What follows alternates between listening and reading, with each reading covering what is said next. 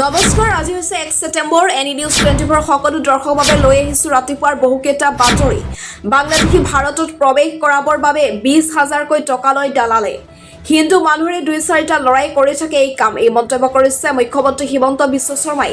মুখ্যমন্ত্ৰীগৰাকীয়ে আৰু লগতে কৈছে যে ত্ৰিপুৰা, ডাউকি, মানকাছাৰ শ্ৰীভূমি হৈ অসমত প্ৰৱেশ কৰে বাংলাদেশী, কিন্তু বৰ্তমান বাংলাদেশী সোমালেও কৰা হ'ব আটক।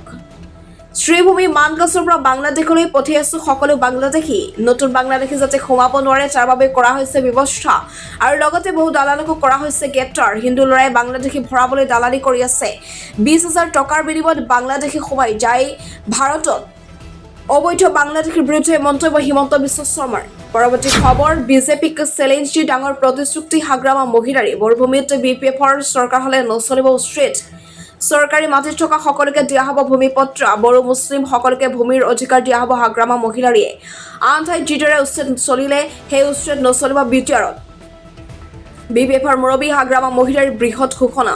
আনফালে নিৰ্বাচনৰ পিছত BTRত উচ্ছেদ চলিব বুলি ঘোষণা কৰিছে বিজেপিয়ে। বিজেপিক চেলেঞ্জ দি ডাঙৰ প্ৰতিশ্ৰুতি হাগ্ৰামা মহিলাৰী। মৰুভূমিত BPFৰ চৰকাৰ হলে নচলিব উচ্ছেদ, এই মন্তব্য কৰিছে BTRৰ মুৰব্বী হাগ্ৰামাই। প্ৰিয় দৰ্শক, যদি এই চেনেলত নতুন তেন্তে চেনেলটো ফলো কৰি ভিডিঅ'টো লাইক কৰি দিব। পৰৱৰ্তী খবৰ, আফগানিস্তানৰ দক্ষিণ পূব এলেকাত 31 আগষ্টৰ নিশা ভয়ংকৰ ভূমিকম্পৰ জোকানি অনুভূত হয়। সংযুক্ত ৰাষ্ট্ৰৰ ভূতান্ত্ৰিক জৰীপৰ তথ্য অনুসৰি এই ভূমিকম্পৰ প্ৰাবল্য আছিল 6.3 ৰিক্টাৰ স্কেল। এক প্ৰতিবেদন অনুসৰি এই ভূমিকম্পৰ ফলত 9 জনৰ প্ৰাণহানি হয়, লগতে আহত হয় 25 জন। আফগানিস্তানৰ লগতে পাকিস্তানতো এই ভূমিকম্পৰ তীব্ৰ জোকানি অনুভূত হয়।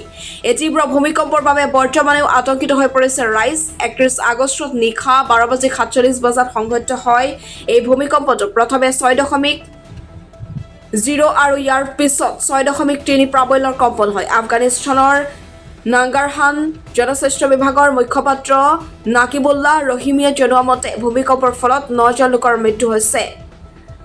আহতসকলক ইতিমধ্যে চিকিৎসাৰ বাবে ওচৰৰ চিকিৎসালয়ত ভৰ্তি কৰা হৈছে। এই বিষয়ত প্ৰতিক্ৰিয়া প্ৰকাশ কৰি তালিবানৰ মুখপাত্ৰ জাবিউল্লাহ মুজাহিদে শোক প্ৰকাশ কৰিছে। সামাজিক মাধ্যমৰ জৰিয়তে তেওঁ কয় যে দুৰ্ভাগ্যজনকভাৱে 31 আগষ্টৰ নিশা সংঘটিত হোৱা ভূমিকম্পৰ ফলত আফগানিস্তানৰ পূব প্ৰদেশত যথেষ্ট ক্ষয়ক্ষতি হৈছে। স্থানীয় বিষয়াসকলে ক্ষতিগ্ৰস্ত লোকসকলক উদ্ধাৰ অভিযানত নিয়োজিত কৰিছে। কেন্দ্ৰ আৰু ওচৰৰ প্ৰদেশৰ পৰাও সাহায্যকাৰী দল আহিছে আফগানিস্তানত। পৰৱৰ্তী খবৰ, মহানগৰীত সংঘটিত হৈছে এক চাঞ্চল্যকৰ ঘটনা। এগৰাকী মহিলাৰ মৃতদেহক লৈ GMCত সৃষ্টি হৈছে তীব্ৰ চাঞ্চল্য। আজি পুৱাতে এগৰাকী মহিলাক GMCলৈ আনিছিল এজন যুৱকে। ইমৰান নামৰ এজন যুৱকে পুৱা GMCলৈ ভৰ্তি কৰিছিল এই মহিলাগৰাকীক। GMCৰ ভৰ্তিৰ পিছতে মহিলাগৰাকী মৃত বুলি ঘোষণা কৰে চিকিৎসকে। তাৰ পিছতে GMCত সৃষ্টি হয় তীব্ৰ চাঞ্চল্যৰ। মহিলাগৰাকীৰ মৃত বুলি ঘোষণা কৰাৰ পিছতে পলায়নৰ চেষ্টা কৰে ইমৰানে। লগে লগে GMCHৰ নিৰাপত্তাৰক্ষীয়ে কৰায়ত্ব কৰে ইমৰানক কৰায়ত্ব কৰাৰ পিছত পোহৰলৈ আহিছে এই চাঞ্চল্যকৰ তথ্য। উৰে নিশা মহিলাগৰাকীৰ সৈতে অতিবাহিত কৰিছিল ইমৰানে। নিচাজাতীয় দ্ৰব্য অধিক পৰিমাণে সেৱন কৰিছিল ইমৰান আৰু মহিলাগৰাকীয়ে। 30 আগষ্টৰ নিশা ইছলামপুৰত এখন বিলাসী হোটেলত চলিছিল পাৰ্টি। ড্ৰাগছৰ অভাৰড'জত এই মহিলাগৰাকীৰ মৃত্যু হোৱাৰ সন্দেহ কৰা হৈছে। মৃত মহিলাগৰাকী এখন পাৰ্লাৰত কাম কৰিছিল বুলি জানিব পৰা গৈছে। ইতিমধ্যে GMCHত উপস্থিত হৈ এই মহিলাগৰাকীৰ স্বামীৰ নাম আশাতুক শ্ৰেতিয়া বুলি জানিব পৰা গৈছে। সম্প্ৰতি ভঙাগড় আৰক্ষীৰ জিম্মাত কৰে ধৃত ইমৰানক।